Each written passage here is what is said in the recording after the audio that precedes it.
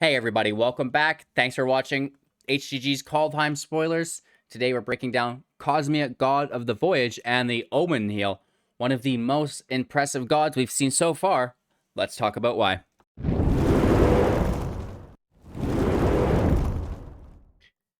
This is a 3 converted mana cost legendary creature god, a 2/4 that has at the beginning of your upkeep, you may exile Cosmia. If you do, it gains whenever a land enters the battlefield under your control. If Cosmia is exiled, you may put a Voyage counter on it. If you don't, return Cosmia to the battlefield with X +1/+1 counters on it, and draw X cards where X is the number of Voyage counters on it. There's a few reasons this is really nice. First off, you can use this in a form of control. It's not only a late game draw engine that you can flip at your discretion, it's an exile. Your opponent can't deal with that interaction at all.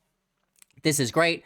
Something like Narset in Historic could stop you from drawing cards. Yes, that's not in Standard. So we can exile it. Now, every time a land enters play, which should be, every turn or two, we're getting a card draw later on, right? So we can not only flip this when we're out of lands, but now we've just exposed our win condition to the match because of the X +1/+1s that get onto it.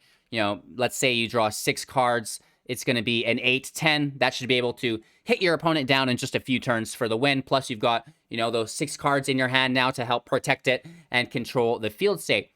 That's just the start of it, though. We can also do a little bit of trickery here, which is quite nice, with some instant speed, almost flash type style shenanigans.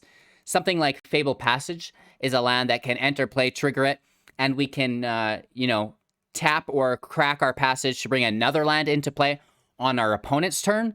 Maybe when we're declaring our blockers, now we flip this into the creature, we draw the cards, we get a really nice blocker because it is organically a 2/4, so that's going to receive a buff through our Voyage counters. We should get the kill on their attacker.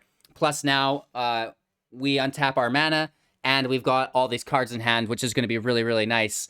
And maybe our mana is already untapped. We'll have to see. So I think that this plays competitively very well.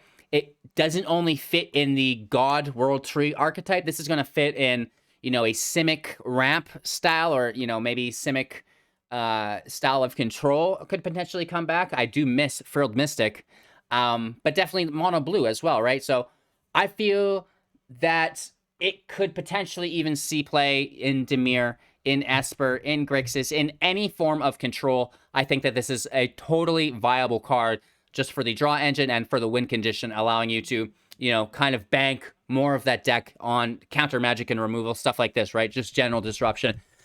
And that's just the first half, you guys. This is an MDFC like all of the gods we're seeing in Kaldheim. So we have the Omen Kneel on the back end side, a 3/3 legendary artifact vehicle. Crew for 1, which is pretty good. A 3/3 with the tap of a token is decent.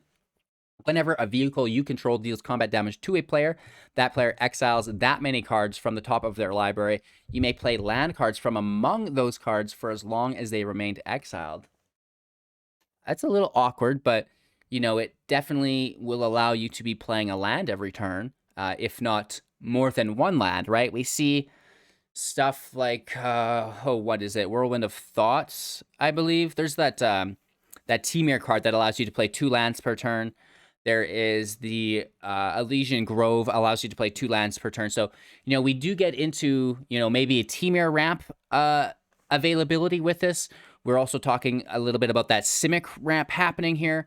So not only viable within control through God of the Voyage and through the ramp, but I think definitely, available within the Omen Kneel as well, within some form of Temir/Simic ramp. So really versatile, I feel like. This covers a lot of bases. It can fit in a lot of decks, and it really helps support stuff, which is nice. So I like it. I think that is just a really cool card. It's really neat. There's a lot going on with it, so you can tell it's good. And I think the coolest thing that you can do with it, is with a Fable Passage, bringing in flash speed for the kill on a defender while drawing cards. So, maybe it's not only control, this could be a mid-range situation as well, right? So really, really cool, and a lot of possibilities coming, to us through some really new and cool situational effects. Utilizing new cards like this and old cards, kind of like the Fable Passage. So let me know what you guys think in the comments below. I really appreciate everybody who's been taking the time to let me know what they think of their cards. Personally, reading all the comments just helping me gain not only a better opinion on the cards, maybe discovering some new synergies between other cards if you guys have ideas, but also kind of gaining a general idea of what you guys like and, the content that you're really interested in seeing when the new set drops. So again, thanks for your time and attention. Make sure to check out our playlist above with the rest of the spoilers in it if you haven't clicked on it already, and we'll see you soon in the next video. Peace!